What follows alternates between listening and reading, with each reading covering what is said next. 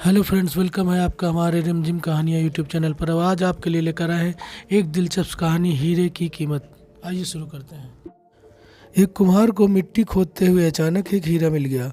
उसने उसे अपने गधे के गले में बांध दिया।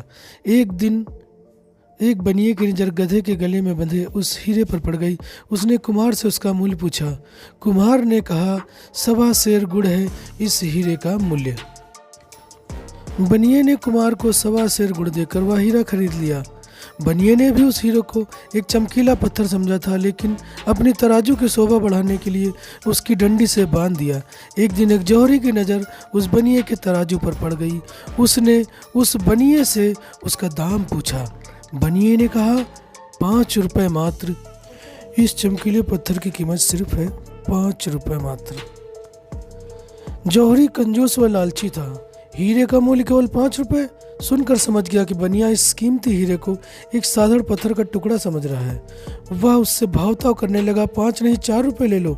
बनिए ने मना कर दिया, क्योंकि उसने 4 रुपये का 1.25 सेर गुड़ देकर उसे खरीदा था। जौहरी ने सोचा कि इतनी जल्दी भी क्या है, कल आकर फिर कहूँगा।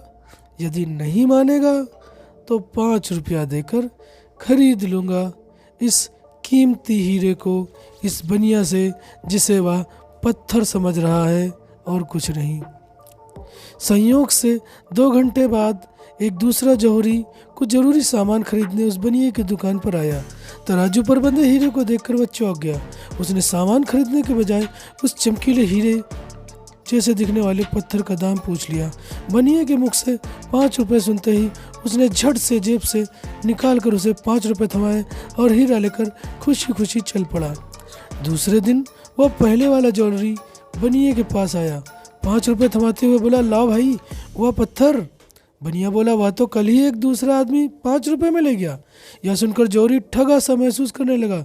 अपना गम कम करने के लिए वह बनिए से बोला, अरे मूर्ख, वह साधारण पत्थर नहीं था, 1 लाख रुपए कीमत का हीरा था। हीरा, एक बहुत ही कीमती हीरा था वो। बनिया बोला, मुझसे बड़े मूर्ख तो तुम हो। मेरी दृष्टि में तो वह साधारण पत्थर का टुकड़ा था, जिसकी कीमत मैंने 4 रुपये मूल्य के 1.25 सेर गुड़ देकर चुकाई थी। पर तुम जानते हुए भी 1 लाख की कीमत का वह पत्थर 5 रुपये में भी नहीं खरीद सके। निष्कर्ष निकलते कहानी से हमारे साथ भी अक्सर ऐसा होता है।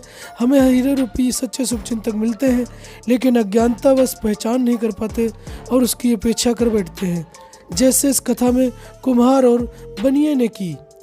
कभी पहचान भी लेते हैं तो अपने अहंकार के चलते तुरंत स्वीकार नहीं कर पाते, और परिणाम पहले ज्वेलरी की तरह हो जाता है और पश्चाताप के अतिरिक्त कुछ हासिल नहीं होता है।